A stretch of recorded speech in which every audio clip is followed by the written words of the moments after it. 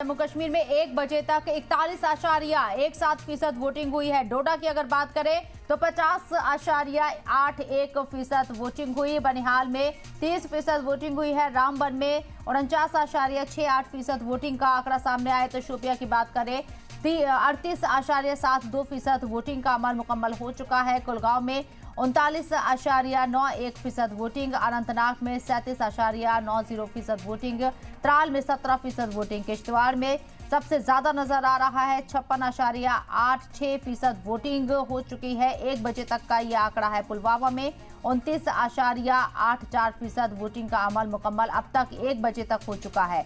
भद्रवाह की बात करें तो 48.37% वोटिंग हो चुके हैं। सबसे कम अगर वोटिंग परसेंटेज नजर आता है वो त्राल में नजर आता है, जिसमें सिर्फ 17% वोटिंग हुई है। और इसके साथ ही सबसे ज्यादा वोटिंग परसेंटेज इस वक्त किश्तवाड़ में नजर आ रहा है।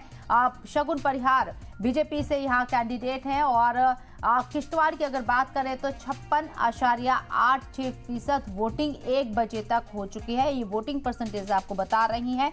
3 दहाइयों का रिकॉर्ड टूट रहा है वोटिंग परसेंटेज में जम्मू कश्मीर में। हालांकि 1 दहाई बाद 10 सालों बाद जम्मू कश्मीर में असेंबली इलेक्शन हो रही हैं।